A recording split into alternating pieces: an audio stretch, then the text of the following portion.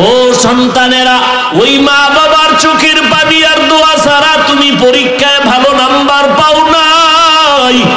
ওই মা বাবার চোখের পানি আর দোয়া ছাড়া আমি বান্দাও চেয়ারে বসতে পারি নাই। ওই মা বাবার চোখের পানি আর দোয়া ছাড়া ও টাকাওয়ালা বাড়িওয়ালা তুমি টাকা পয়সা বাড়ি গাড়ির মালিক হতে পারো নাই। ওই মাকে হারাইয়া তুমি কই যাইতেছ রে যুবক? ওই মাকে কষ্ট দিও না রে ভাই। যদি মায়ের চোখের পানি তোমার কষ্টের কারণে পড়ে যাও, ওই মায়ের কাছে গিয়ে আজকে পারলে দোয়া চাইও। ওই মাকে বলবা, মা কত কষ্ট দিয়েছি আমি তোমাকে, আমার কারণে তুমি কত কান্না করেছো। ও মা, তুমি কত রাত ঘুমাইতে পারো নাই আমার জন্য, খানা খাইতে পারো নাই, কত কষ্ট করেছো আমাকে মানুষ বানাবার পেছনে। ও মা, হয়তো আমি কথার দ্বারা তোমারে কষ্ট দিছি, আজকে তুমি মাফ করে দাও। সৃষ্টির শ্রেষ্ঠ জ্ঞানী আমার নবী, পৃথিবীর শ্রেষ্ঠ বিজ্ঞানী আমার নবী, দার্শনিক আমার নবী। অতএব আল্লাহ তাআলা আমার নবীকে তো এমনিই সৃষ্টির শ্রেষ্ঠ বানান নাই, গোটা দুনিয়ার মানুষের আদর্শ হিসাবে গড়ানোর জন্য আল্লাহ আমার নবীকে দীর্ঘ 40 বছরের পরে কোরআন দিয়েছেন। 40 বছরের একটা ব্যক্তি, সে তো অবুঝ না। আবার কোন ঝামেলা থাকতে পারে মনে করে আল্লাহ আমার নবীকে 4 বার কুদরতের অপারেশন করেছেন। এরপরে আল্লাহ কোরআন এক রাত্রে দেন নাই, অল্প অল্প করে আল্লাহ পাক পুরা কোরআন শরীফ 23 বছর লাগায় আমার নবীকে দিয়েছেন। অতএব আমার নবীর জীবন এমন পবিত্র যে 63 বছর হায়াতে ভুলেও একটা মিথ্যা কথা বলেন নাই।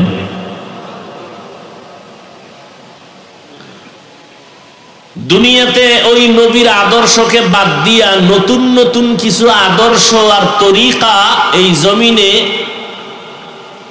বাজারজাত করার জন্য অনেকেই অপচেষ্টা করেছে, করতেছে, সফল কেউ হতে পারে নাই। 1500 বছর পরেও আজও সেই নবীর তরিকা আর আদর্শই চূড়ান্ত সফলতার মানদণ্ডে আছে।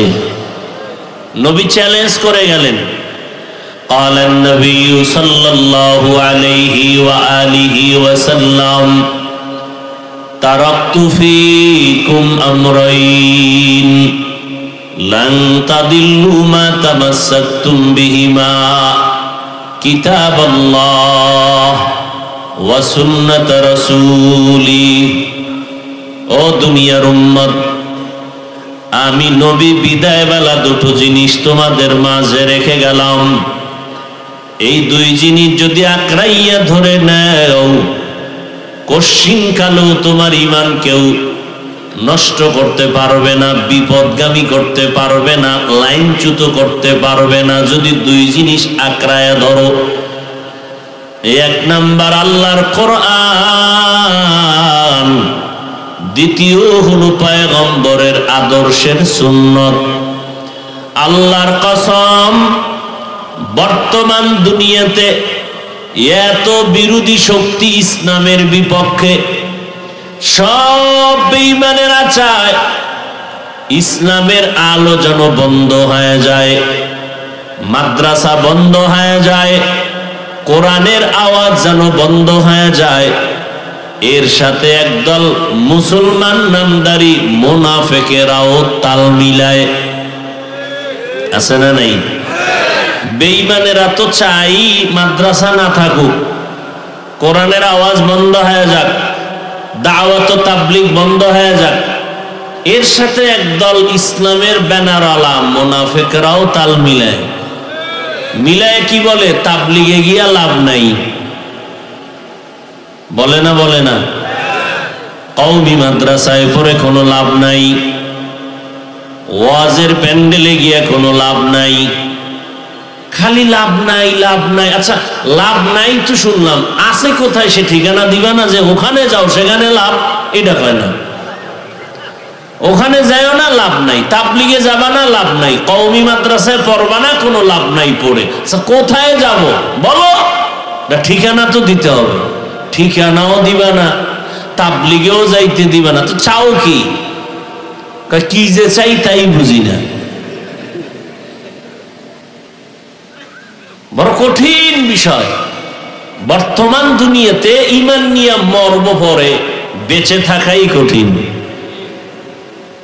ঈমান নিয়ে বেঁচে থাকা কঠিন। হায় হায় হায়, সারা দুনিয়ার বিধর্মীরা চায় ইসলাম বন্ধ হয়ে যাক, তাবলিগের আওয়াজ বন্ধ হয়ে যাক, কোরআনের আওয়াজ বন্ধ হয়ে যাক, ওয়াজ মাহফিলের আওয়াজ বন্ধ হয়ে যাক। কিন্তু আল্লাহর হাজার শুকর, এই জমিনের ভেতরে এখনো এত দুশ্মনের মাঝেও যারা নবীর সুন্নত নিয়ে আছে, এদের মতো সম্মানে আর শান্তিতে জমিনে এখনো কেউ নাই। এলমেরা এজাজো করদান বেহিসাব, খলকেরা দাদান জবাবে বাসওয়াব, হক না দারাত দোস্তে খলকা জারেরা, নিস্তে ই খসলত একে দিনদারেরা। যার কাছে যত পার্সেন্ট নবীজির সুন্নাত আছে, কোরআন আছে, খোদার কসম সে তত পার্সেন্ট সম্মানে আছে, শান্তিতে আছে। যার কাছে যত পার্সেন্ট কোরআন নাই, সুন্নাত নাই, সে তত পার্সেন্ট শান্তিতে নাই, সম্মানে নাই। এত সুন্দর আয়োজন, আপনারা যে বসে আছেন, বসার পরে যে কিছু পাবেন এরকম কোনো গ্যারান্টি নেই যেটা হাতে আপনাদের দেওয়া হবে। বাড়ির থেকে আসছেন, আসার জন্য আপনাদেরকে জোর করা হয় নাই যে না গেলে আজকে ঘর বাড়ি আগুন জ্বালায় দেওয়া হবে। আপনারা ইচ্ছা করে আসছেন। দুনিয়ার কোন এমপি সাহেব যদি এতগুলো মানুষ এক জায়গায় জমা করতে চাইতেন, তাহলে এক নাম্বার তার আগাম অগ্রিম আপ ডাউন গাড়ি দেওয়া লাগতো বিনা টাকায় ফ্রি। এরপর এখানে বসানোর জন্য ভিআইপি ব্যবস্থাপনা, এরপরে ফাঁকে ফাঁকে নাস্তা খানা, না হয় চেয়ারের বাড়ি, এরপরে আবার নিয়ন্ত্রণের জন্য আইন শৃঙ্খলা বাহিনী। দেখছেননি সুপ্রিম কোর্টের অবস্থা, ফিডাফিডিতে বাঙালির সামনে আর কে, মসজিদে গিয়েও ফিডাফিডি। কি বিষয় কি? সবে বরাতের জেলাপি ভাই নেই আছে না নেই? ফিডাফিডিতে বাঙালি বড় আগাম। ভাইরা আমার, আরে মেয়ে এখনো কি বাইতুল্লাহ ওমরায় গেছে, হ্যান গিয়ে 4 জন লাগিয়ে গেছে, বাইতুল্লাহর কাছে ধাম লাগাই দিছে। এবার বুঝেন যে আমরা কত বড় ভালো। আল্লাহর ঘর, কত দুনিয়ার মানুষ হেন আছে। মসজিদের মধ্যে একজনে পাও সোজা করে শীতে ঘুমাইতেছে, আজান হয়ে গেছে, নামাজে দাঁড়ায় গেছে, অজু টুজু নেই, আল্লাহু আকবার, বাস শুরু হয়ে গেছে। আবার নামাজের ভিতরে টেলিফোন আইছে, মোবাইল বাইর করে কথা কইতেছে, হ্যালো, কি কইলো দেখতে নাই, হে কইলো যে সলা সলা, নামাজের ভিতরে আছি, কয়ে মোবাইলটা পকেটে রেখে নামাজ গিয়েছে।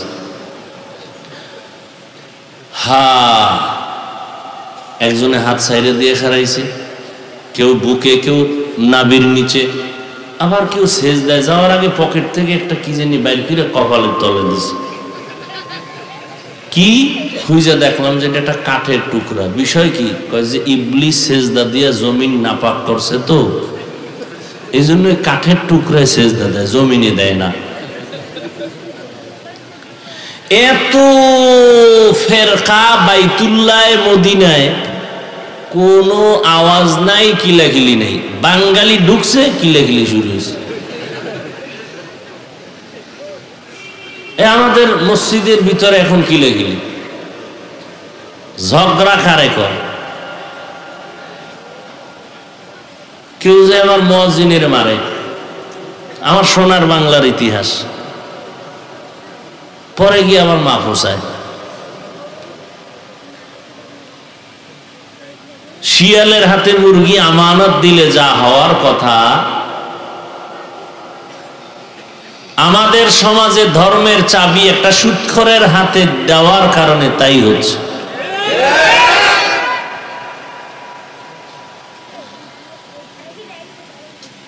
আল্লাহ আমাদের সবাইকে হেদায়েত দান করুন। তাহলে বর্তমানে যার কাছে কোরআন এবং সুন্নাত যত পার্সেন্ট আছে, আলহামদুলিল্লাহ সে তত পার্সেন্ট সম্মান আর শান্তিতে আছে। আল্লাহ ইবাদতের জন্য আমাদের পাঠাইছেন, আমাদেরকে বানানোর কাজই একটা ইবাদত। হতে হবে নবীর তরিকায়, আর কারো তরিকা না। কারণ অন্যের আদর্শ আপনি মানবেন, শুধু আপনি না, আমি ঘোষণা দিচ্ছি, নবীর তরিকা ছাড়া, আদর্শ ছাড়া আরো যদি আরো উত্তম কোন আদর্শ থাকে আপনি আমাদেরকে দেন, আমরা নবীরটা বাদ দিয়ে উত্তমটা ধরব। কিন্তু আজও পর্যন্ত মদিনার নবীর আদর্শের উত্তম আদর্শ আর কেউ দিতে পারে নাই। কত আদর্শের স্লোগান এই জমিনের মধ্যে আসলো। আব্রাহাম লিঙ্কনের আদর্শ, মাও সেতুনের আদর্শ, লেনিনের আদর্শ, কালমার্সের আদর্শ। এক কথায় জবাব দিয়ে দেই আমরা, দুনিয়ার সব আদর্শগুলো নাপাক, একমাত্র মদিনার নবীর আদর্শই হলো পাক। এতগুলো মানুষ এই প্যান্ডেলের মধ্যে আসা যাওয়ার ভাড়াও দিল না, বসার জন্য কোনো আলাদা ভিআইপি ব্যবস্থাও নাই। এমন একটা দুর্বল বিছানা দিছে, এই বিছানা কেউ বিয়ার অনুষ্ঠানে দিলে কি পরিমাণ জুতা খাইত। অথচ এখানে দেওয়ার পর আল্লাহর কসম আমার মনে হয় আপনাদের কারো অন্তরে কোনো কষ্ট নাই। আছে? নাই, চিন্তাই নেই। ও মাটির বইছে না কিতে বইছে খবরই নেই, ও এদিকে এখন পরের দিকে আছে। নিয়ন্ত্রণের জন্য কোন আইন শৃঙ্খলা বাহিনী নাই, এরপরে একটা পিপিলিকার আওয়াজ নাই, কোনো কথা নাই। মসজিদে গেল দেখবেন রমাজানে ইফতারির সময় কি কিলাকিলি। বেরোজাদার ধাক্কা ধাক্কি করতে করতে রোজাদার ইফতারি হয় না, দিয়ে আজান হয়ে গেছে। অথচ এই প্যান্ডেলের ভেতরে কোনো আওয়াজ নাই, অধীর আগ্রহে সবাই বসে আছেন। এই মুহূর্তে যদি কেউ টেলিফোন করে ফট করে কেটে দিবে, আবার দিলে আবার কেটে দিবে, আবার দিলে আবার কাটবে। এইবার যদি আবার দেয় তো এবার রিসিভ কইরা মাথাটা নিচে নিয়ে কে তুই, তিনবার কাটছি তুই টের পাস নাই। ম্যাডাম যদি হয় তো খাইয়ে রেডি থাক, খবর আছে। বুঝেন যে কি পরিমাণ মোহাব্বত এই প্যান্ডেলের প্রতি। চিন্তা করেন, মানুষ মানুষ কারে কয়? যার মান আছে আর হুশ আছে, এই দুইটার সমন্বয় মানুষ। যার সম্মানও নাই হুশও নাই বান্দর। যে নিজের সম্মান নিজে ধরে রাখতে পারে না, হুশ নাই যে আমি একজন সম্মানের। আচ্ছা বলেন তো, পৃথিবীতে মানুষের থেকে শ্রেষ্ঠ আর কেউ আছে? নূরের তৈরি ফেরেশতা অল টাইম আল্লাহর তাসবিহ পড়ে, গুনাহ করবে দূরের কথা, গুনাহ চিনেই না। এরপরেও কোন ফেরেশতা আল্লাহর কাছে নূরের সৃষ্টি শ্রেষ্ঠ নয়। গোটা মাখলুকাতের মধ্যে একমাত্র মানুষ মাটির সৃষ্টি আল্লাহ শ্রেষ্ঠত্ব দান করেছেন। মানুষ হলো শ্রেষ্ঠ। এই মানুষকে আল্লাহ পাক সর্বোচ্চ সম্মান দান করেছেন। ওয়ালাকাদ কাররামনা বানি আদম ওয়া হামালনাহুম ফিল বাররি ওয়াল বাহরি ওয়া রাযাকনাহুম মিনাত তাইয়্যিবাত ওয়া ফাদ্দালনাহুম আলা কাসীরিম মিম্মান খালাকনা তাফদীলা। বনি আদম এত সম্মানের, মানুষের মতো সম্মানিত আল্লাহ কাউকে করেন নাই। নূরের সৃষ্টি ফেরেশতারাও শ্রেষ্ঠ না, আগুনের সৃষ্টি শ্রেষ্ঠ না, জিনেরাও শ্রেষ্ঠ না, একমাত্র মাটির সৃষ্টি মানুষ হলো শ্রেষ্ঠ। এই মানুষটা নিয়ে গবেষণা করতে করতে মানুষ সম্মান বাড়াবে। বাড়াইতে বাড়াইতে যদি অবস্থা এমন হয়, ফট করে মানুষের এত সম্মান সবার উপরে, এই মানুষটারে নিয়ে গবেষণা করতে করতে ফট করে কয় এটা বান্দর থেকে আইছে। আচ্ছা, বান্দর দামি না মানুষ দামি? তাহলে বানরের সাথে মিলাইতে যায়, সম্মান বাড়াইলো না কমাইলো? কেন? ওর মধ্যে মানও নাই, হুশও নেই, ওর মেধা নষ্ট, ভেতরের গোশত নষ্ট। কেন? খায় হারাম, অল টাইম হারাম। এই জন্য গবেষণার থেকেও সব অবৈধতা আসে, বৈধ কিছু পাওয়া যায় না। কারণ অমুকের কণ্ঠ কুকিলের মতো। কুকিল দামি না মানুষ দামি? তাহলে মানুষের কুকিলের সাথে মিলে দাম বাড়াইলো না কমাইলো? ইউসুফ নবী এত সুন্দর, জুলেখা ইউসুফ নবীর মোহাব্বতে আকৃষ্ট হয়ে গেল। মিশরের মন্ত্রী পরিষদের স্ত্রীরা খবর পায়া অপবাদ দেওয়া শুরু করল। জুলেখা সব মন্ত্রী এমপিদের স্ত্রীদেরকে দাওয়াত দিয়া খানার আয়োজন করলো। অনেক সুন্দর আয়োজনের মধ্যে মূল একটা ফল দিল কাটার জন্য, সবার হাতে ছুরি দিল, ফল কেটে খাওয়া। ইউসুফ নবীর জুলেখা সাজাইয়া যখন ওই মহিলাদের মধ্যখান দিয়া নিয়ে যায়, বলে এবার ফল কেটে খাও। মহিলারা ইউসুফের সৌন্দর্যের মোহাব্বতে পড়িয়া ফল কাটার পরিবর্তে পরে তাকায় দেখে হাত কেটে ফেলেছে। আর কি বলছি, কয়টা মানুষ না, কয় কি, কয়েকটা ফেরেশতা, মালাকুন কারীম। এটা মানুষ না ফেরেশতা? ফেরেশতার দাম বেশি না মানুষের দাম বেশি? আবেগে বলে ফেলেছে ফেরেশতা, এটা মানুষ না। উদ্দেশ্য বাড়াইতে চাইছে সম্মান, সম্মান জায়গা মতো আসে নাই। আবেগ দিয়া সম্মান দিলে হয় না, বিবেক দিয়া কথা বলা লাগে। বিশাল বড় সেতু, পদ্মা সেতু, যমুনা সেতু, সুন্দর সেতু দেখা ভিক্ষুকেরা চিন্তায় পড়ে গেল, এত বিশাল সেতু কেমনে বানাইছে? বুঝো না, সরকার বানাইছে। এত বিশাল সেতু বানাইতে তো কমপক্ষে 20,000 টাকা লাগবে। 20,000 টাকায় হয়? মোটামুটি 25 লাগছে। ভিক্ষুকের অন্তরে যদিও খারাপ বলার কোনো চিন্তা নাই, কিন্তু যা বলেছে তার দ্বারা সম্মান হয় নাই, হয়েছে অপমান। কারণ পদ্মা যমুনার গুণ গাইতে, সম্মান ঠিক রাখতে যেই পরিমাণ এলেম আর বিবেকের দরকার, ওই পরিমাণ জ্ঞান ওই ভিক্ষুকদের মধ্যে নাই।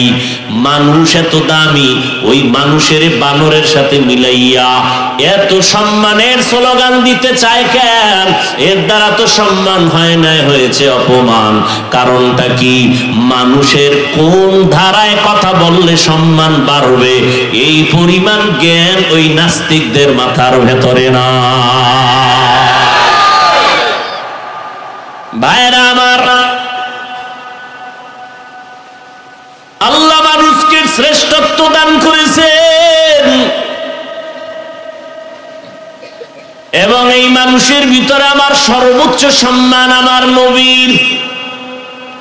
সমস্ত মাখলুকাতের ভেতরে মানুষ দামি, আবার সমস্ত মানুষের ভেতরে আমার নবী দামি।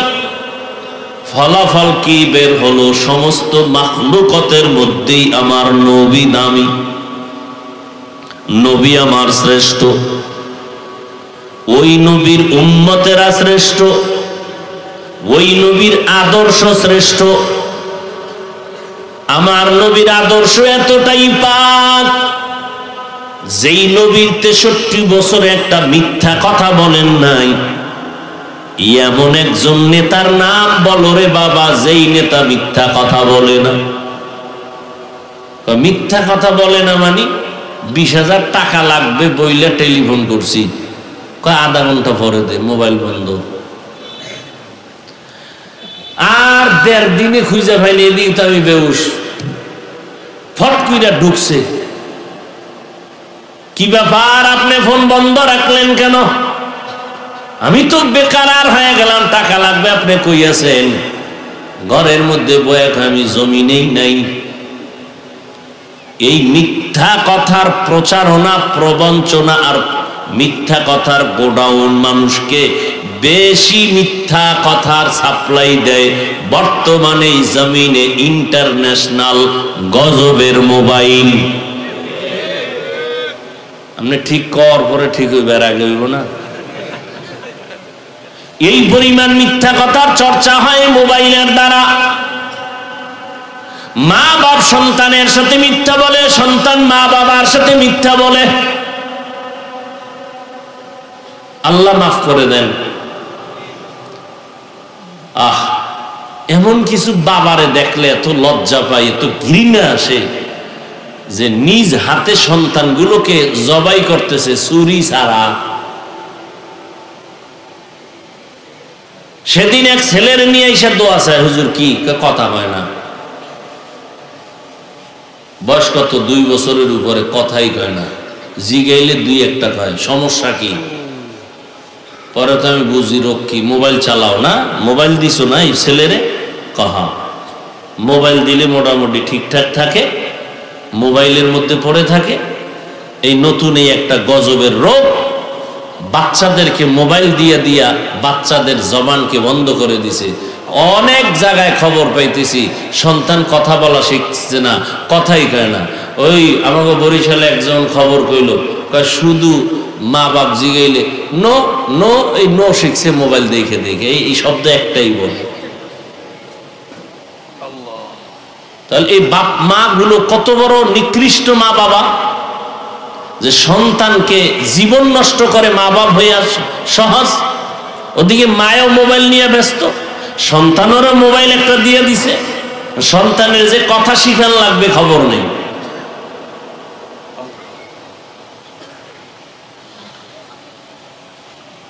জাহান্নামে যাওয়ার আর কি পথ আছে? এক গজবের মোবাইল দিয়ে ধ্বংস করে দিল আমাদের আমল, আখলাক, চরিত্র, লেখাপড়া সব ধ্বংস করে দিল। 100 বছর বেঈমানেরা মাথা খাটাইয়া চিন্তা করে দেখলো, হুজুর গো, ইবাদতের বিপদ ঘটানো যায় কেমনে? এরা তো গান শুনবে না, নাচ দেখবে না, কি করা যায়? গবেষণা করে করে ইউসুফ জোলাইখা সাজায় নাটক বানাইছে। হুজুরে তো এটা দেখতে পারে, এটা তো গান বাজনা নাই। ঠিকই হুজুর এটা নিয়ে পাগল হয়ে আছে, দেখতেছে কিও আজান হয়েছে, টাইম আছে জামাতের 10 মিনিট, আচ্ছা ঠিক আছে। কি দেখেন আপনি মোবাইলে? না না খারাপ কিছু না। কি কই? ইসুফ নবীরে দেখতেছে। ইসুফ জুলাইখার নাটক দেখি, মুসা ফেরাউনের নাটক। কোন বাড়ির এক বেশ্যারে বানাইছে জুলাইখা, আর কোন এলাকার এক সুন্দরী ছেলেরে বানাইছে ইউসুফ নবী। বানায় একটা নাটক সাজাই দিল। বাসান গো হুজুর গো, নাটক দেখে গেছে 10 মিনিট, আধা ঘন্টা, নামাজে যাইয়া হই নাটকের মেয়েরাজ চলতেছে।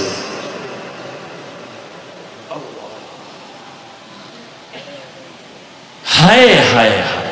অথচ উলামায়ে কেরাম, আম্বিয়ায়ে কেরামের ওয়ারিস, উম্মতের রাহবার।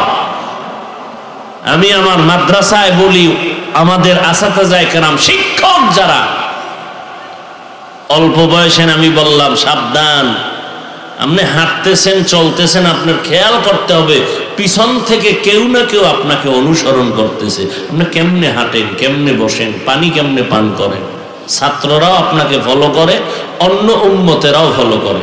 আমি এখান থেকে আসতেছি, আমি হাঁটি কেমনে, খাইতেছি দেখতেছে, লোকমা কেমনে দেই, পানির গ্লাসটা কেমনে ধরি, কেউ না কেউ দেখতেছে। আল্লাহ হয়তো কারো দিলে মোহাব্বত লাগবে, সে আমার থেকে শিখবে। অতএব আমাকে আপনি যা করতে পারবেন, আমি চাইলেই তা করতে পারবো।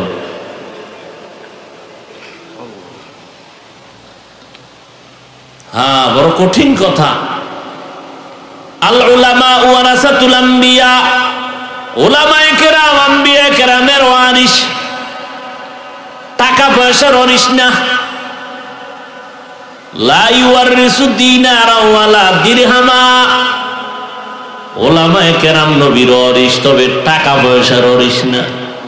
অতএব উলামায়ে কেরাম টাকার পিছে দৌড়াবে না, সম্পদের পেছনে পাগল হবে না। উলামায়ে কেরাম ইলম নিয়া, নবীর ইলমে ওহী নিয়া সব সময় চিন্তা ফিকির করবে, উম্মতের কেমনে ইলম দেওয়া যায়, উম্মতের কেমনে ইলমের নূর দেওয়া যায়, মদিনার আদর্শ দেওয়া যায়। আর উলামায়ে কেরামের সম্মান বাড়ানোর জন্য যা প্রয়োজন, আমার আল্লাহ কুদরতের দ্বারা ব্যবস্থা করে দিবেন। কিন্তু উলামায়ে কেরাম নবীর ওয়ারিসের সূত্র বাদ দিয়া যদি দুনিয়া দুনিয়া নিয়ে দৌড়াইতে থাকে, তখন ওই উলামায়ে কেরামের সম্মানের পয়েন্টগুলো আস্তে আস্তে কমতে থাকবে, কমতেও আছে। আপনাদের চট্টগ্রামের ইতিহাস, উলামায়ে কেরামের ইতিহাস, হাটহাজারী মাদ্রাসার ইতিহাস, চোখের পানির ইতিহাস, কান্নার ইতিহাস। এই মাদ্রাসাগুলোতে জাহান্নামী মানুষ ঢুকতো, জান্নাতি হয়ে বের হতো। এটা শুধু কিতাব পড়লে জান্নাতি হবে এমনটা না, পড়ানেওয়ালারাও জান্নাতির প্রতীক ছিল, পড়নেওয়ালাদেরও জান্নাতের প্রতীক বানায় দিছে।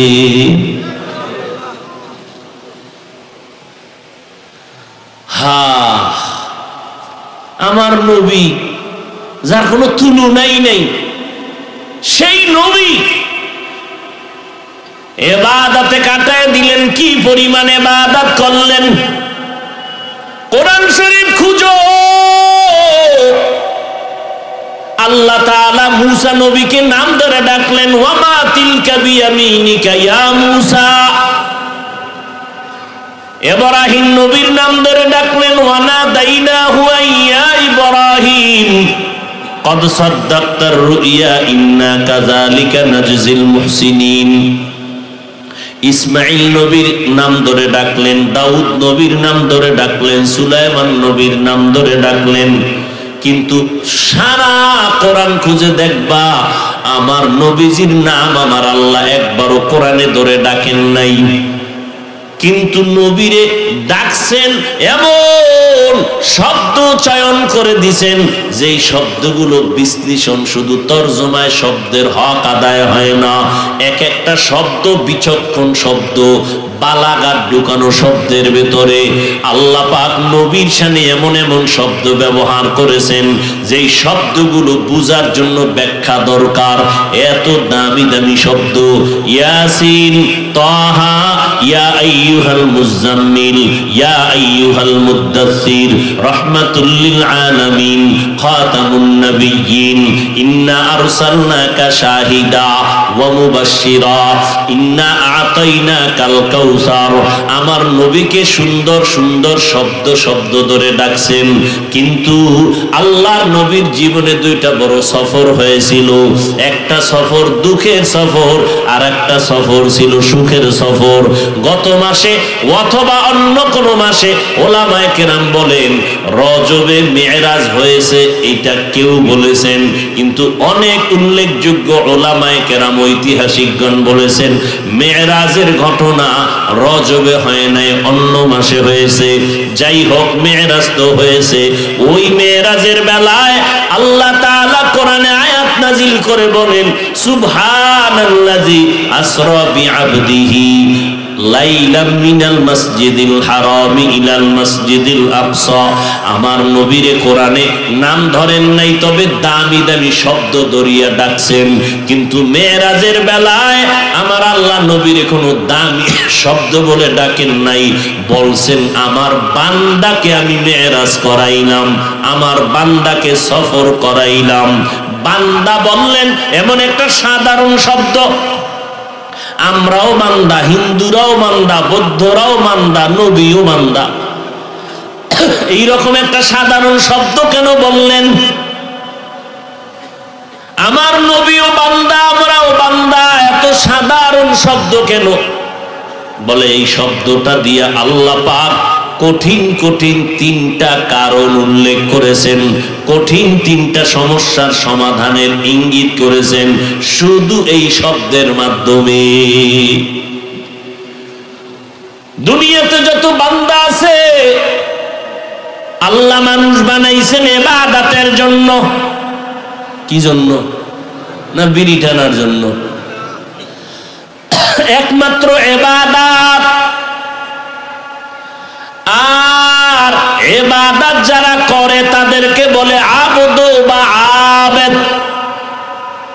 যার ইবাদত করবে তিনি হবেন মাবুদ। তাহলে আমরা বান্দা, আরবি হলো আবদ বা আবেদ, আল্লাহ হলেন মাবুদ। আল্লাহর সাথে বান্দার সম্পর্কের নাম হলো ইবাদত। গোটা দুনিয়ার মধ্যে ইবাদতের মধ্যে আমার নবী হলেন শ্রেষ্ঠ ইবাদত করনেওয়ালা। রজবের চাঁদ দেখলেন, নবী দোয়া পড়া শুরু করলেন, আল্লাহুম্মা বারিক লানা ফি রজবা ওয়া শাবান ওয়া বাল্লিগনা রমাজান। ও আল্লাহ, রজবে বরকত দান করেন, শাবানে বরকত দান করেন, রমাজানে বরকত দান করেন না কইয়া নবী বললেন হায়াতটা বাড়াইয়া রমাজান পর্যন্ত পৌঁছাইয়া দেন। রজবে বরকত দান করেন, শাবানে বরকত দান করেন, রমাজান পর্যন্ত পৌঁছাইয়া দেন। মরণ থাকলে যেন রমাজানে হয়, আগে না হয়, কারণ রমাজান এমন বরকতের মাস। আল্লাহ মানুষ বানাইছেন ইবাদতের জন্য। আকলওয়ালারা একটা পশুকে বুঝাইলো কিন্তু কিছু কথা বুঝে, যদি ওর বুঝের মতো মেধা আল্লাহ দেয় না। গরু আছে না, গরুটার মধ্যে কিছু বুঝ আছে। কোরবানির বাজারে যদি গরু বিক্রি করতে নেন, বিক্রি করতে না পারলে গলায় রশি লাগায় দিবেন, গরু মালিকের আগে নিজে নিজে মালিকের বাড়ি চলে যায়। ঠিক নেই? অথচ গরুটার ভালো মন্দ যাচাই করার জ্ঞান নাই। গরুটারে যদি বয়ান করেন 3 দিনের জন্য শ্বশুর বাড়ি বেড়াইতে যাই, বাড়িটা ভাড়া দিবি, তোর পেটে ক্ষুধা লাগলে বাড়ির পেছনে যথেষ্ট পরিমাণ খানা আছে, খাবি। বাথরুম থাকলে সুন্দর টাইলস করা বাথরুম আছে, দরজা খুলে গেলাম, তুই ভিতরে গিয়ে বাথরুম করবি। গরুটারে 3 ঘন্টা বয়ান করলে বুঝবে? ও বাথরুমের সময় হলে মালিকের মাথায় ভরে না বাইরে ভরে ঠাস করে ছেড়ে দেবে, কারণ বুঝার মতো আকল আল্লাহ দেন নাই। আল্লাহ পাক আকল দিয়েছেন মানুষকে।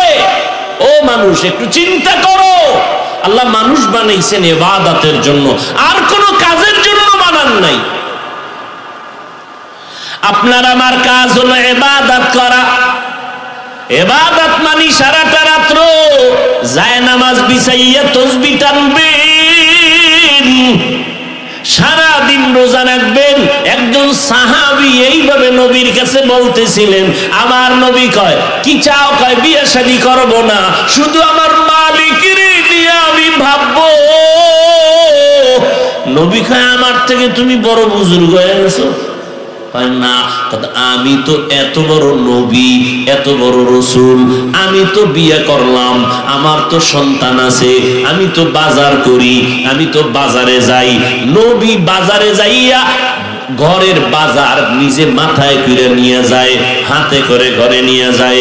একজন সাহাবী কয় নবী আপনি কেন নেবেন, আমরা তো আছি। কয় আমার দায়িত্ব, আমার হক আমাকে আদায় করতে দাও। তাহলে সারা রাত জায়নামাজে বিছাইয়া তাসবিহ টানার নাম ইবাদত না। ব্যবসা করা ইবাদত, চাকরি করা ইবাদত, লেখাপড়া করা ইবাদত, ঘুমানো ইবাদত, সব ইবাদত। দুনিয়াতে যা করবেন সব ইবাদত হতে হবে নবীর তরিকায়। ব্যবসার মধ্যে কি নবীর তরিকা নাই? বলেন না কেন ভাই? চাকরির মধ্যে আমার নবী চাকরি করছেন না? আমার নবী চাকরি করেছেন। আল্লাহর নবী সব ধরে ধরে ধরে ধরে দেখায় দিলেন। আমাদের কাজ হলো ইবাদত, আর আমাদের ইবাদত করতে যা লাগবে সব আল্লাহ ব্যবস্থা করে দিয়েছেন।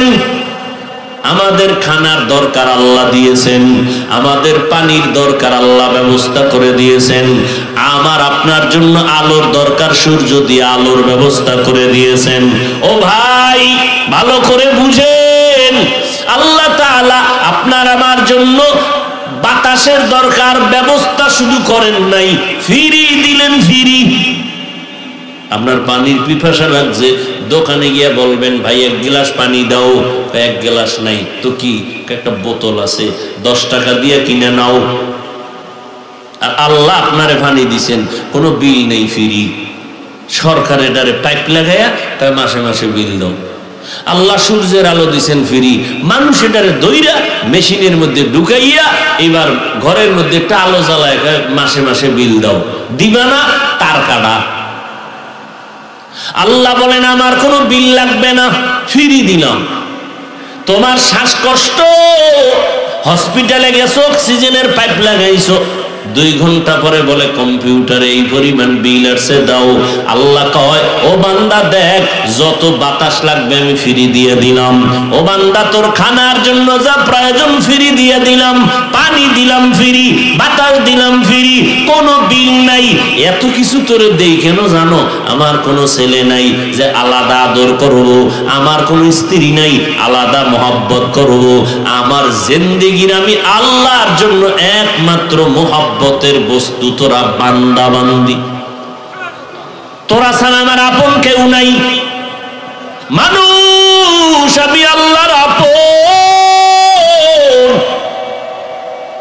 অতএব আমি আল্লাহ তুই চাওয়ার আগে সব দিয়া দিছি। তোরা বেশি মহব্বত করি, দিয়া টিয়া ছেলে বড় হয়ে গেছে, মাইয়াও বড়, বিয়ে দিয়া মা বাবায় শান্তি, পেরেশান মুক্ত। মাইয়াও বিয়ে দিছি, ছেলেও বিয়ে দিছি, টেনশন নাই। মাইয়া গেছে স্বামীর বাড়ি, ছেলে এখন বউ লয়ে এসে ঘরে। ছেলের ডাইকে খাই, ওই জায়গা আছে আমার অনেকটা, মোটামুটি রুম উঠায় থাক, কামাই রুজি করে তুই খাইয়া মর, আমাকে 1 টাকাও দেওয়া লাগবে না, তুই মর না বাস, ওদিকে যা, ঝামেলা শেষ।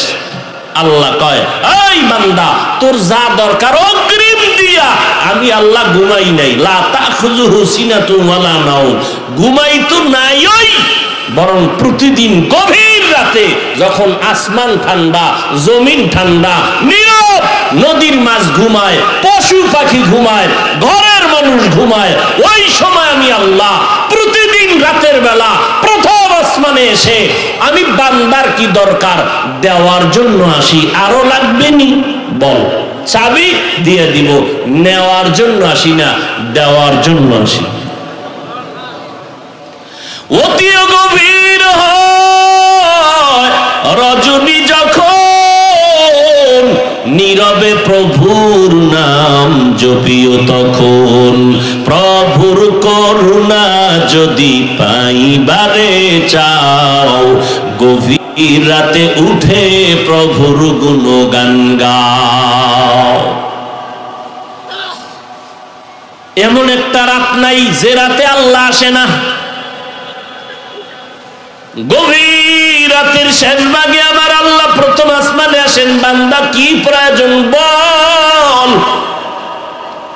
কই ব্যবসা কইরা আল্লাহ আইছে ঠিক না, আমি নেওয়ার টাইম কই, আমার তো সময় নাই, ব্যবসা করে ঘুমায় গেছি, বাসায় গেলাম 12টায়, যাইয়া তিন পেট খাইয়া একটু ঘুমাবো, এখানে আবার মোবাইলের মোরাকাবায় ব্যস্ত হয়ে গেছি, ফজরের আগে আগে ঘুমায় পড়ে গেলাম, 8টা 9টা আবার দোকানে গেলাম, সময় পাই নাই। আল্লাহ কয় একটা সময় তোরে দিলাম, এটা তো তুই পাইলি। বলে কেমন? কয় ইবাদতের মুখ্যম একটা সময় হলো রমজানের মাস, একটু নজর করে দেখ, সাহারি খাওয়ার পুরা টাইম হলো তাহাজ্জুদ পড়ার টাইম। বাঙালি এত খারাপ, খাইতে খাইতে আজান ঠেকায় দেয়, 2 রাকাত নামাজ পড়ে না। এত খাওয়া খায়, গল্প করে করে আজান ঠেকায় দিছে, এরপরও খাওয়া শেষ হয় না, কিন্তু 2 রাকাত তাহাজ্জুদ পড়লো না। 11 মাসে তো টাইম নাই, রমজান সাহারি খাওয়ার পুরো টাইম, তাহাজ্জুদের টাইম।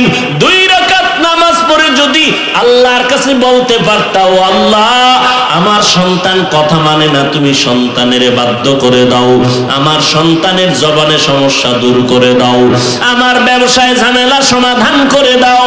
আল্লাহকে যদি বলতি রে মানুষ, আমার আল্লাহর তো আর কেউ নেই যে আর একটা শুনবে, তোমারটা বাদ দিবে। আল্লাহ পাক বেশি আদর করেন আমাদের। উদউনি আস্তাজিব লাকুম, তুমি বলতে দেরি হতো, আমার আল্লাহ তোমার কথা শুনতে আর কবুল করতে দেরি করতেন না। ও আল্লাহর বান্দারা, রমজান আসতেছি, এখন থেকে মাজা টাইট করবা। নামাজের মধ্যে যেন বলো না যে মাজায় সমস্যা, 8 রাকাতের বেশি বাড়ি না। এখন থেকে মাজা টাইট করো। রমজানে 1 নফলের দাম ফরজের সমান, তুমি 8 পড়বা কেন? 20 রাকাত পুরা পড়বা, পুরা পড়ে পড়ে সওয়াব নিবা। শুধু 20 না সময় পাইলে সারা রাত নামাজে কাটাও, সাহারি খাইয়ের পরে ঘুমাও। 1 মাস না ঘুমাইলে কি হইব? তারাবির পরে আমলে নেমে যাও। সাহাবায়ে কেরামের মধ্যে একজন জবরদস্ত সাহাবী তামিমে দারি রাদিয়াল্লাহু তাআলা, তিনি এক রাত্রে তাহাজ্জুদে ঘুমের কারণে উঠতে পারে নাই। এবার নিজেরে শাস্তি দিয়েছেন কি, যে 1 বছর তোর ঘুম নিছে, 1 বছর কোনো ঘুম নাই, 1 রাতের তাহাজ্জুদ মিস হলো। রহমতের নবী, যার কোনো গুনাহ নাই, আমার নবীর কোনো গুনাহ নাই, সেই নবী রমজানের আগে রজব শাবান ইবাদতে কাটাইতেন।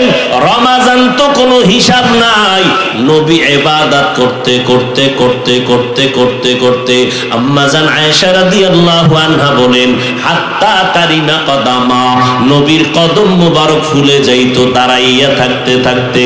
হুযায়ফা রাদিয়াল্লাহু তাআলা আনহু বলেন, নবী নামাজের ইমাম, আমরা পেছনে মুক্তাদি হয়ে দাঁড়াইলাম, নবী আলহামদু সূরা শেষ করলেন, সূরা বাকারা। ভাবলাম নবী বোধহয় পড়তেছেন, শেষ কইরা রুকুতে যাবেন অর্ধেক, না পুরা বাকারা শেষ করলেন। প্রথম রাকাতে রুকুর খবর নাই, এইবার বুঝি দিবে না, সূরা বাকারার পরে আলে ইমরান শুরু করলেন। চলছে রহমতের নবীর জবানের তেলাওয়াত, সূরা বাকারা শেষ হয়ে গেল, আলে ইমরান চলতেছে, এরপরে রুকুর মধ্যে যাবেন, কয় না কোরআনের পরে সূরা নিসাও তেলাওয়াত শুরু করলেন। ও নবীর উম্মতের দল, আজকে নামাজে ইমাম সাহেব একটু কেরাত লম্বা লইলে মাথা গরম হয়ে যায়। হাফেজ সাহেব 20 রাকাত পড়াইছে, এবার ওই মসজিদের কত টাইম লাগছে খবর লয়, কয় যে 1.5 ঘন্টা। আল্লাহর শুকর, আমগো হাফেজ সাহেব বিদ্যুৎ ফেল। ইন্না সালাতা তানহা আনিল ফাহশাই ওয়াল মুনকার ওয়া লাযিকরুল্লাহি আকবার। নিশ্চয়ই নামাজ সমস্ত পাপের থেকে ফিরাবে। ফিরাবে কেমনে? পাপ লইয়া নামাজে খাড়াইলে কেমনে ফিরাবে? নামাজে মসজিদে গেছে গেঞ্জি গায়ে দিয়া, গেঞ্জির পিছনে সুন্দর করে লেখা তোমাকেই খুঁজতেছি। এগুলো ঢুকছে মসজিদে নামাজ পড়তে, যে দেখে যে 4 মিনিট বাকি, তো কি করবো, বয়ে বয়ে সময় কাটায় লাভ আছে, মোবাইলটা দেখি একটু সময় কাটাই। তো মোবাইল দেখছে বয়ে বইয়া, আর নামাজে দাঁড়ায় ওই মোবাইলের চিন্তা নামাজে ঢুকছে। অথচ মক্কা মদিনা এখন ইউটিউব খুলবে। এই যুবকেরা, মোবাইল তো দেখবি, তোর বাপ মায়ের মান্নত করছে, এটা না দেখে তুই জাহান্নামে যাবি না। আজকে যে ইউটিউব খুলবি, দেখবি তো দেখবি, আমার বয়ানে ফিরবি না। তো যেহেতু দেখবি, দেখ, গুনাহ করলে আর কম করবি কে, ফিডা তো জানো ঢকমতো খাইতে পারো। আজকে গিয়া মক্কা মদিনার ইমাম সাহেবের তেলাওয়াত শুনবি, ইউটিউবে সার্চ দিবি মক্কার ইমামের তেলাওয়াত, ওটা মোবাইলটা তেলাওয়াত লাগাইয়া বালিশের পাশে মোবাইলটা রাইখা তুই শুয়ে শুয়ে মোবাইলটা শুনবি তেলাওয়াত। তোর দুনিয়ার আকাম করা লাগলে করার পরে 5 মিনিট শুনিস। বালিশে মাথা লাগাইয়া মক্কার ইমামের তেলাওয়াত শুনতে শুনতে তুই ঘুমাইয়া যাবি রে যুবক। নজর করে দেখবি ইমামও কান্না করে, মুক্তাদিরাও কান্না করে। মাওলার কোরআন তেলাওয়াত আমি তো কসম করে বলতে চাই, যদি 1 সপ্তাহ যদি মক্কা মদিনার ইমামের তেলাওয়াত শুনতে শুনতে তুই প্রতিদিনই অভ্যাস করো ঘুমাইয়া, 1 সপ্তাহ পরে তুই নিজেই ওয়াদা করবি জীবনে আর গানের আওয়াজ কানে দিবি না।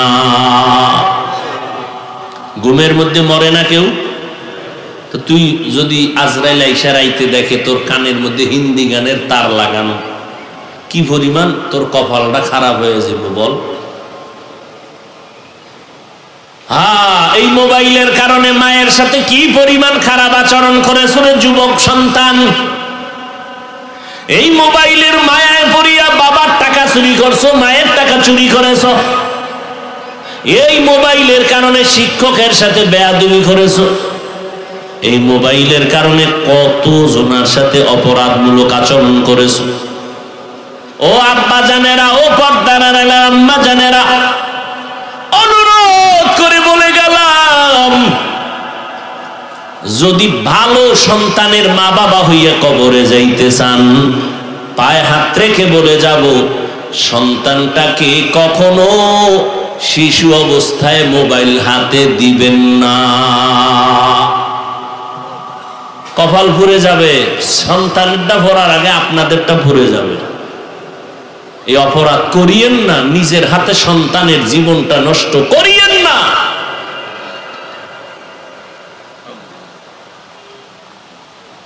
কতজন আল্লাহর বান্দা সন্তানকে কন্ট্রোল করতে পারে না, কান্নার আওয়াজ।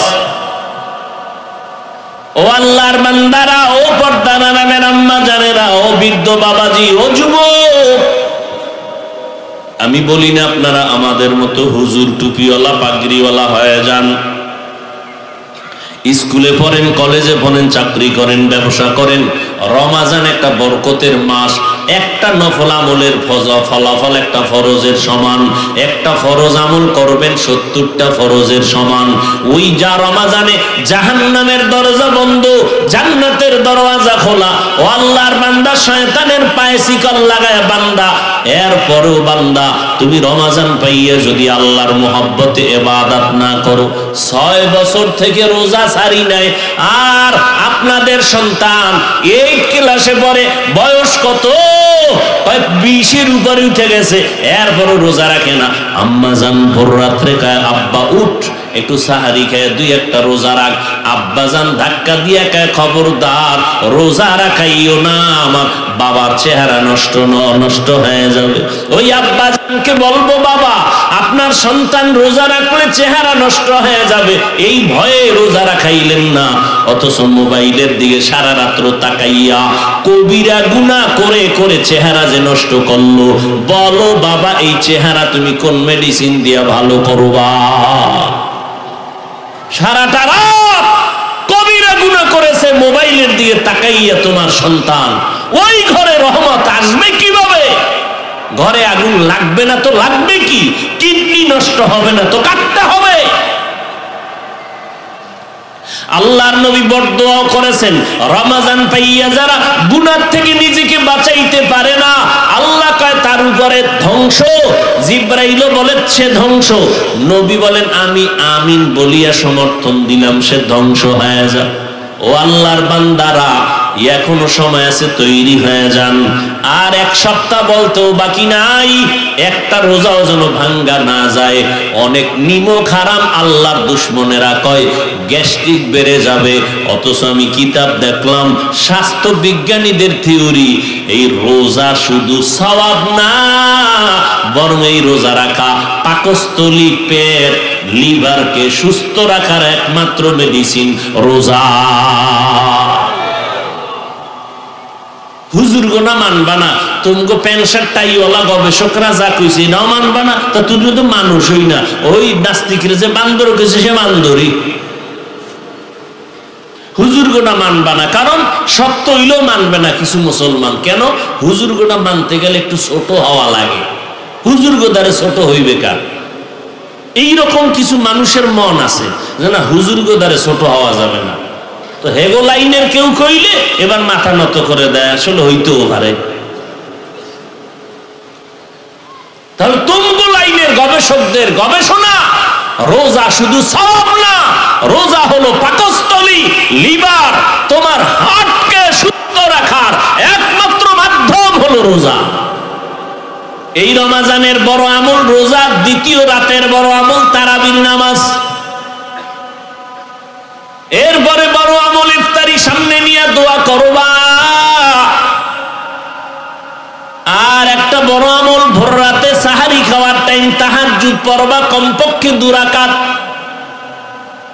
আর একটা বড় আমল হলো আমার মাওলার কোরআনের তেলাওয়াত। কই আল্লাহর কোরআনের তেলাওয়াত নাই? বিয়াও করাইছে, মাইয়া বিয়া দিছে, জামাইটা কোরআন পড়তে পারে কিনা আব্বা আম্মা একবারও দেখে নাই। ছেলেটারে বিবাহ করায় মাইয়া দেখতে গেল, মেয়েটা কোরআন পড়তে পারে কিনা দেখলো না। বিদেশে যাওয়ার ভিসা দিতে পারবে কিনা এটা কন্টাক্ট করছে আগে। তোমার মাইয়া নিমু, বিদেশের ভিসা দিতে পারবানি, কন্টাক্ট এটা করছে। মেয়েটা কোরআন শরীফ পড়তে পারে কিনা একটা বার জিজ্ঞেস করলো না। আফসোস। ও আল্লাহর বান্দা, ওই 10 তলা বিল্ডিং করে কি লাভ হবে যেই বিল্ডিং এর উপরে রাজুকের নোটিশ লাগানো?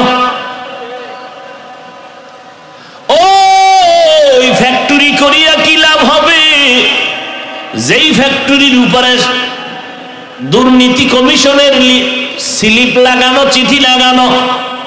ও ভাই, ওই টাকা পয়সা দিয়ে কি লাভ হবে যে টাকা পয়সা আপনাকে শান্তি দিতে পারবে না? ডাইনিং টেবিলে 15 রকমের খানা সাজাইয়া কি লাভ হবে যদি ডাক্তারের রেড সিগন্যাল থাকে খাইলেই মরবি? এখনো সময় আছে রে আল্লাহর বান্দা। ওই যে কয়েক মাস আগে নিজের লাইসেন্স করা পিস্তল দিয়া নিজের কপালে গুলি মাইরা নিজেই মরে গেল, কয়েক মাস আগে। আমগো সোনার বাংলা কত দামি, এমন কোনো আকাম নাই যা ঘটে নাই। নিজের আপন মাইয়ারে বাবায় কয় হোটেলে নিয়ে তুই আজকের জন্য আমার স্ত্রী। ইন্ডিয়ান আমগো সোনার বাংলায়। আহা, ও যুবক, আবার দেখো একেবারে সব খারাপ হয় নাই, তোমার লাইন আমগো হুজুর না, জীবনে আলিফ বাতা পড়ে নাই, মাদ্রাসায় পড়ে নাই, তোমার লাইনের মানুষ, জেনারেল লাইনের, স্কুলে কলেজে পড়ে, চাকরি করে, ব্যবসা করে, এক ওয়াক্ত নামাজও বাদ দেয় না, নাই? র‍্যাব, আর্মি, পুলিশ, বিডিআর 5 ওয়াক্ত নামাজি। এই রমাজান আসতেছে, বহু পুলিশ, র‍্যাব এরা আলাদা তারাবির জামাত করবে, তাদের মধ্যে তারাবি পড়ানোর হাফেজ আছে, না থাকলে আলাদা হাফেজ রাইখা তারাবি পড়বে, সময় মতো 5 ওয়াক্ত নামাজ পড়ে। আমরা তো আপনাকে বলি না যে আপনি আমগো মতো পাগড়িওয়ালা বড় বুজুর্গ হয়ে যান, আপনি স্কুলে পড়েন, কলেজে পড়েন, চাকরি করেন, ব্যবসা করেন, কিন্তু উলামায়ে আহলে হকদেরকে মোহব্বত করে তাদের পরামর্শ নিয়ে চলবেন, 5 ওয়াক্ত নামাজ পড়বেন, মা বাবার খেদমত করবেন, উলামায়ে কেরামের পরামর্শ নিয়ে চলবেন, কারো সাথে খারাপ আচরণ করবেন না। টাইম হয়েছে, 5 ওয়াক্ত নামাজ ঠিক মতো আদায় করবেন। খবরদার, যেই আলেম নামের কিছু, যাদের কথায় মানুষ আমল থেকে আলাদা হয়, আমল থেকে অন্তর দূরে সরে যায়, আখিরাতের চিন্তা অন্তরে থাকে না, এদের থেকে একটু দূরত্ব বজায় রেখে চলতে হবে। তবে গালি দিবেন এটাও বলি না, কারণ এই জমিনের মধ্যে একটু আগে বলেছি ঈমান নিয়ে মরার থেকে বেঁচে থাকা বড় কঠিন। কারণ আওয়ামী লীগ, বিএনপি কখনো বলে নাই কালেমা বন্ধ করো, কিন্তু মাওলানা হইয়া বলতেছে কালেমা লা ইলাহা ইল্লাল্লাহ মুহাম্মাদুর রাসূলুল্লাহ, এই কালেমা বন্ধ করো। এই কালেমা নাকি কুফরি। কে কয়? একজন মাওলানা, একজন মাওলানা হয়ে কয় কালেমা কুফরি। একজন মাওলানা হইয়া বলতেছে যে নবীরা অপরাধী। নবীরা কি অপরাধী? আল্লাহ মাফ করে দেন। ভাইরা আমার, মাওলানা সাহেব বলতেছেন কোরআনের মধ্যে জাল আছে। আপনাকে খবর আসেনি? কোনো খবর নেই, খবর রাখারও দরকার নেই, কিন্তু অন্ধভক্ত হবেন না, সাবধান। উলামায়ে কেরামদের সোহবত ছাড়া, সম্পর্ক ছাড়া জান্নাতের আমলও করতে পারবেন না। তবে এই দুনিয়ায় ইসলামের লেবাস লাগাইয়া যারা দুনিয়া দুনিয়া জিকির করবে, তাদের থেকে একটু দূরে থাকার চেষ্টা করবেন। গালি দেওয়ার দরকার নাই, ফলাফল তো আমার আল্লাহ কুদরতের দ্বারা দিয়ে দিবে। ভাইরা আমার, অনুরোধ করে বলছি রে মুমিন, ও যুবক, পয়েন্টগুলো মনে রাখবা। নবীর আদর্শ মানো না, মানবো না, আমিও মানবো না। যদি নবীর আদর্শের থেকে আরো কোনো উত্তম আদর্শ দিতে পারো দাও, কথা ঠিক আছে। আমাদের কওমি আহলে হক উলামায়ে কেরাম উম্মতকে যেই পরিমাণ জান্নাতের রাস্তায় নিতে পারে, তোমরা এদেরকে মোহাব্বত করবা না। অন্যরা যদি পারে দেখাও, আমরাও তাদের মোহাব্বত করি, কিন্তু কই না, বরং অন্যদের কাছে গেলে তো আমল পয়েন্ট কমে যায়, আমল আকীদা নষ্ট হয়ে যায়। অনুরোধ, দলাদলি করে লাভ নাই। আমার কবরে আমি যাব, আপনার কবরে আপনি যাবেন। ওই কবরে কে পীর, কে মুরিদ, কে বক্তা, কে শ্রোতা, কোনো ভেদাভেদ নাই। আজকে আমি বক্তা হয়ে বয়ান করি, কত ভাব, আপনারা শ্রোতা, কিন্তু এই ভাব কতক্ষণ জানেননি। আজরাইল যেদিন হাজির হয়ে যাবে, সব ভাব শেষ হয়ে যাবে। 3টা সাদা কাফন আমাকেও দিবে, আপনাকেও 3 কাফনের প্যাকেট বানাবে। ওই 3 সাদা কাফনের প্যাকেটে যেদিন ঢুকবো, কে বক্তা, কে শ্রোতা, কে আলেম, কে মূর্খ, কে গরিব, কে ধনী, কে ডাক্তার, কে রোগী, কে ইমাম, কে মুক্তাদি, কোনো ভেদাভেদ থাকবে না। ওই কবরে নেওয়ার পর মাটি দিয়ে সবাই যখন চলে যাবে, আপনার কবরেও আমার কবরে 2 জন করে ফেরেশতা আসবে। 3টা প্রশ্ন সবার বেলায় সমান। আপনি কয় টাকার মালিক জিজ্ঞাসা করা হবে না, আপনি কত সম্মানওয়ালা তাও জানা হবে না। প্রশ্ন সবার বেলায় 3টা। রবের পরিচয় দাও, ধর্মের পরিচয় দাও, রাহমাতুল লিল আলামিনের পরিচয় দাও। এই তিনটা প্রশ্নের জবাব মদিনার নবী বলেন, ও উম্মতেরা, দুনিয়াতে যারা রবের গোলামি করে যাবে এরা কবরে গিয়া জবাব দিবে রব্বি আল্লাহ, আমার রব কেউ না, একমাত্র আল্লাহ। দুনিয়াতে যারা ইসলাম মেনে যাবে কবরে গিয়া জবাব দিবে দ্বীনি আল ইসলাম, আমার ধর্মের নাম কি? ইসলাম ছাড়া আমার আর কোনো ধর্ম নাই, সব বাদ, আমার একমাত্র ধর্ম ইসলাম, যে ইসলাম অনুযায়ী আমি জীবনকে পরিচালনা করেছি। নবীজিরে দেখাইয়া বলবে, এই মাইয়েত, নবীরে চিনুনি? যারা নবীর সুন্নতের আশেক, আঙ্গুলের নখগুলো কেমনে রাখবি রে যুবক? এই জায়গায় কিন্তু আমার মদিনাওয়ালার নবীর আদর্শ আছে। ও যুবকেরা, একটু পায়ে হাত রেখে জিজ্ঞাসা করতে চাই, আমার নবীর রেখে যাওয়া সুন্নতের আদর্শ হিন্দুরা মানবে, বৌদ্ধরা মানবে, ইহুদিরা মানবে? বলো বাবা, নবীর আদর্শ কারা মানবে? মুসলমান। তুমি মুসলমান যদি দাবি করো, বলো নবীর তরিকায় তোমার চুল কাটতে সমস্যা কেন? নবীরটা যদি ভালো না লাগে আর একটা ভালো লাগে, ভালো দেখায়, তো বল আমিও করি। কই ১৫০০ বছরের মধ্যে কেউ নবীর থেকে উত্তম দেখাইতে পারে নাই। তুই তো মনে করতেছো ইন্দুর বান্দরের মতো চুল কাইটা খুব ভালো লাগে। তোর মা কি দোয়া একটু বাড়ায় দিছে? বরং তুই একটা গাঞ্জা খার, হয়তো তোর মন মতো গাঞ্জা খোরেরা বলবে, হ্যাঁ, একটা কামের মতো আকাম করছো। কই এইভাবে চুল কাটিয়ে চলার দ্বারা কেউ তোমারে ভালো জানে না, এলাকার একটা মুরব্বিও তোমারে মহব্বত করে না, ঘৃণা করে দিলে দিলে। তোমার মা বাবাও তোমারে ভালো জানে না। অতএব নবীর আদর্শের মতো নখ কাটো, চুল রাখো, জুতা বড়। কেমনে তুমি বাথরুমে যাইবা, বের হইবা, সেখানেও নবীর আদর্শ আমার নবী শিখায় গেছেন। মাওলার কাছে কেমনে মোনাজাতটা দিবা, তাও নবী শিখায় গেছেন। ওই নবীর সুন্নত মানিয়া যদি চলো রে বাবা, নবীকে দেখা মাত্র চিনে ফেলবে। চিনা মাত্রই ফেরেশতাদেরকে আল্লাহ একটা কুদরতের গায়েবী আওয়াজ দিবেন। নবী বলেন, আল্লাহ বলবেন, এ ফেরেশতা, আমার বান্দাকে আর জিজ্ঞাসাবাদ করিও না। দুনিয়াতে কষ্ট করে করে আসছে, এখন জান্নাতের বিছানা কবরে দাও, জান্নাতের সাথে একটা রাস্তা বানায়া দাও, আমার বান্দা কিয়ামত পর্যন্ত আরামে ঘুমাবে। আল্লাহর নবী আফসোস করে বলেন, যারা দুনিয়াতে রবের গোলামি না করিয়া কবরে যাবে, ইসলাম না মানিয়া কবরে যাবে, এদেরকে যখন প্রশ্ন করা হবে, এরা শুধু একটা শব্দ বলবে, হা হা লা আদরি, আফসোস আফসোস, আমি কিছুই জানি না, কিছুই জানি না। নবীরে চিনুনি? বলবে না, আমি কিছুই জানি না। কারণ নিজেও নামাজ পড়ে নাই, অন্যে নামাজ পড়তে পছন্দ করে নাই, নিজেও টুপি পরে নাই, অন্যে টুপি পরে তাও পছন্দ করে নাই। এরকম কপাল পরা নিমকারাম এই জমিনে আছে। নিজেও হালাল খায় না, যারা হালাল খায় তাদেরও পছন্দ করে না। নিজেও নামাজ পড়ে না, যারা নামাজ পড়ে তাদেরও পছন্দ করে না। এমন মানুষগুলো যখন কবরে যাবে, নবী বলেন একটা জবাব দিতে পারবে না। আল্লাহ তাআলার আওয়াজ হবে, রাগান্বিত গাইবি আওয়াজ, ও ফেরেশতা, এই নাফরমানের আর কোনো জিজ্ঞাসাবাদ করিও না। দুনিয়াতে আমি আল্লাহ তারে কম সুযোগ দেই নাই।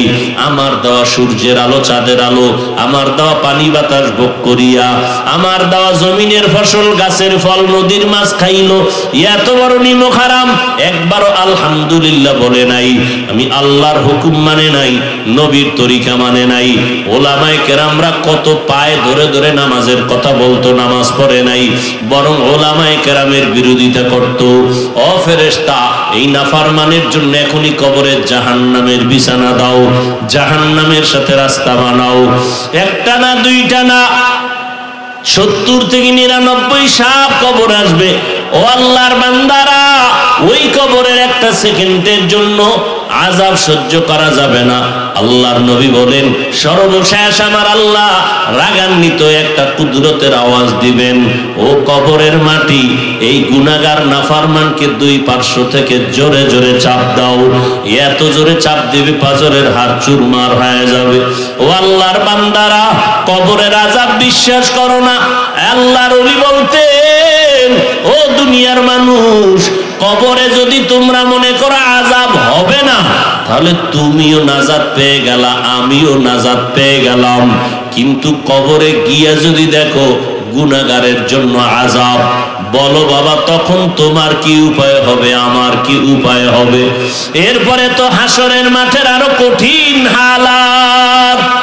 নবীরা কাঁদতেছেন, ও এলাকার মুসলমানেরা, ও বৃদ্ধ বাবাজিরা, জান্নাতের টিকিট পাইয়া 10 জন সাহাবা, এর মধ্যে আবু বকর প্রথম, দ্বিতীয় হযরত ওমর রাদিয়াল্লাহু আনহুম আজমাইন। আবু বকরের ইতিহাস পড়িয়া দেখেন, জীবন ভর কান্না আর কান্না। নবী একদিন রাতের বেলা কান্নার আওয়াজ পেয়ে বের হইলেন, দেখে কে কান্না করে। মসজিদের মধ্যে আবু বকর নামাজে দাঁড়ায় দাঁড়ায় কান্না করে। নামাজের পরে নবী বললেন, আপনি কাঁদেন কেন? হাসরের ময়দানের ভয় অবস্থার কারণে কাঁদি। নবী বলেন, আপনার তো জান্নাতের টিকিট দেওয়া। আবু বকর কাঁদেন আর বলেন, নবী, যেই আল্লাহ আমাকে এত মোহাব্বত করে টিকিট দিয়েছেন, ওই আল্লাহ যদি আবার বেজার হইয়া টিকিট ক্যান্সেল করেন, কি উপায় হবে আমার?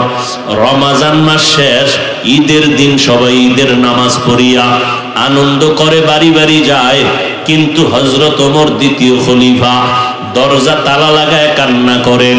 আবু হুরায়রা রাদিয়াল্লাহু তাআলা আনহু বলেন, ও খলিফাতুল মুসলিমিন, আনন্দের দিন আপনি কান্না করেন কেন? ওমরে ফারুক রাদিয়াল্লাহু আনহু বলেন, ও ভাই আবু হুরায়রা, একটা রমজান চলে গেল, রোজার মাস রোজা রাখছি, যেইভাবে রোজার হক আদায় করা দরকার ওইভাবে পারলাম কিনা বড় পেরেশান লাগতেছে। রমজানে তারাবির নামাজ পড়লাম, কোরআন তেলাওয়াত করলাম, নবী তো অভিশাপ দিয়ে গেছেন, রমজান পাইয়াও যারা গুনাহমুক্ত হতে পারলো না তারা ধ্বংস হয়ে যাক। আমি ওমর পেরেশান হয়ে গেলাম, রমজান পাইছি কিন্তু গুনাহ থেকে মাপ পাইলাম কিনা সেই পেরেশানি। আবু হুরায়রা বলেন, ও খলিফাতুল মুসলিমিন, জান্নাতের টিকিট তো রেডি, এর পর কেন এত ভয়? ওমরে ফারুক কাঁদেন আর বলেন, ও ভাই আবু হুরায়রা, আল্লাহ যদি রাগ করিয়া আবার কোন আমলের কারণে বেজার হইয়া যায়, তাহলে আমি আমার আমলের উপায় কি হবে?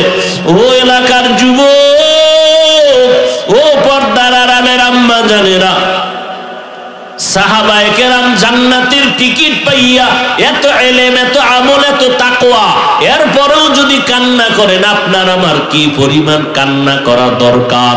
অথচ চোখে কোনো পানিও নাই, কান্নার চেষ্টাও নাই। কেউ যদি কান্না করে তাও আমরা মেনে নিতে পারি না, সমালোচনা করি। ভাইজান, অন্যের দিকে না তাকাইয়া নিজের হিসাবটা করে নাও। কোন দিন জানি আজরাইল এসে পড়ে। গত রমজানে যারা বেঁচে ছিল, এই রমজানে অনেকেই নাই, আবার আগামী রমজান পাবো কিনা সে গ্যারান্টিও নাই। ও আম্মা জানেরা, ফাতেমা রাদিয়াল্লাহু তাআলা আনহা নবীর কত কলিজার কন্যা। নবীজি এত আদর করতেন ওই ফাতেমাকে। কোথাও যদি যাইতেন, শেষ ফাতেমার সাথে মোলাকাত করে যাইতেন। আবার কোথাও থেকে আসলে ফাতেমার সাথে আগে দেখা করতেন। ওই ফাতেমাকে নবী বলে গেলেন, ও ফাতেমা, আমি মরিয়া যাব, ইন্তেকাল হয়ে যাবে, তবে শুনো ফাতেমা, ওই কবরে যাওয়ার আগে জাহান্নাম থেকে নিজেরে বাঁচাইয়া কবরে যাইও। ইয়া ফাতেমা তু আনকিজি নফসাকে মিনান নার। ও পর্দার আড়ালের আম্মা জানেরা, ফাতেমা রাদিয়াল্লাহু আনহা জান্নাতের নারীদের সরদারিনী, নবীর কলিজার টুকরা কন্যা। তার যদি অবস্থা এমন হয়, আপনার অবস্থা কেমন হবে? আপনাদের তো কি পরিমাণ কান্না দরকার, আমলের দরকার। আল্লাহর কাছে চোখের পানি ছেড়ে তওবা করেন। নেককার সন্তানের মা হইয়া কবরে যান, সন্তানের ডাক্তার বানাবেন, ইঞ্জিনিয়ার বানাবেন, আলহামদুলিল্লাহ। তবে সন্তান যেন বেয়াদব না হয়, সন্তানের ব্যবহারে যেন উলামায়ে কেরাম কষ্ট না পায়, সন্তানের ব্যবহারে যেন মুরব্বীরা কষ্ট না পায়। আপনার সন্তানের আদর্শ আর আমল দেখে, আখলাক ব্যবহার দেখে যেন সবাই দোয়া করে। আর এই অবস্থা তৈরি করতে হলে আপনি মায়ের কান্না লাগবে, দোয়া করা লাগবে, সন্তানকে আদর্শ ওয়ালা বানাইতে হবে। আল্লাহর কাছে দোয়া করবেন, রমজানে রোজা রাখবেন, তাহাজ্জুদ পড়বেন, কোরআন তেলাওয়াত করবেন, আর আল্লাহর কাছে বলবেন, আল্লাহ নেককার সন্তানের মা বানাইয়া কবরে নাও, আমার সন্তানের দেখা যেন কেউ কষ্ট না পায়, বরদোয়া না করে। সবাই তখন সন্তানের খারাপ বলবে না, বলবে ওর মা বড় খারাপ। ও আম্মা জানেরা, আজকে ওলামায়ে কেরামদের মা তো আপনারা, তো হাফেজে কোরআনের মা আপনারা, তো সাহাবায়ে কেরামের মা, আলেমের মা।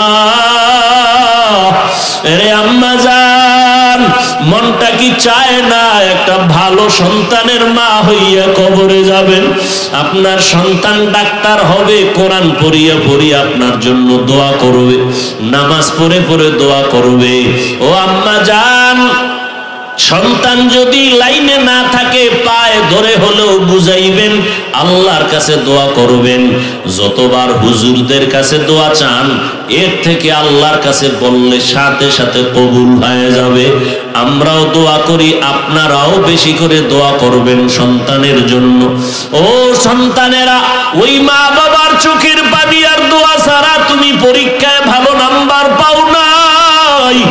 ওই মা বাবার চোখের পানি আর দোয়া ছাড়া আমি বান্দাও চেয়ারে বসতে পারি নাই।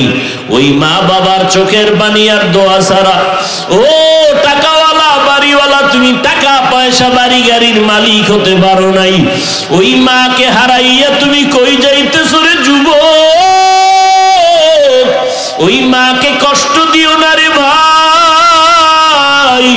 যদি মায়ের চোখের পানি তোমার কষ্টের কারণে পড়ে, যাও ওই মায়ের কাছে গিয়ে আজকে পারলে দোয়া চাইও। ওই মাকে বলবা, মা কত কষ্ট দিয়েছি আমি তোমাকে, আমার কারণে তুমি কত কান্না করেছো।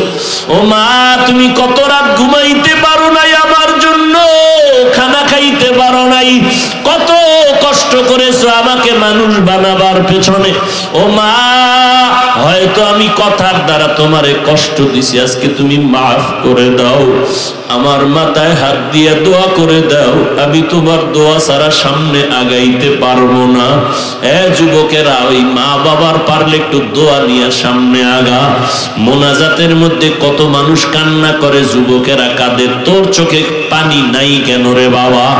একমাত্র কারণ মা বাবার বরদোয়া লাগছে তোর কপালে, এই জন্য তোর চোখে কান্না আসে না, দিলটা নরম হয় না। আল্লাহর কাছে তওবা কর, মনে মনে বল, আল্লাহ আর কোনদিন মা বাবারে কষ্ট দিব না, ওলামায়ে কেরামের বিরোধিতা করে গুনাহগার হব না, নবীর তরিকার বাইরে চলবো না, সুন্নাত অনুযায়ী চলবো, আহলে হক আমাদের পরামর্শ নিয়ে চলবো। আল্লাহর কাছে দোয়া করি, আল্লাহ আমাদের সবাইকে কবুল করে নেন। আল্লাহ আমাদের সবাইকে খাঁটি তওবা করার তৌফিক দান করেন। তওবার উপরে মজবুত হইয়া মরণ পর্যন্ত নবীর সুন্নাত অনুযায়ী চলার তৌফিক দান করেন। আমিন।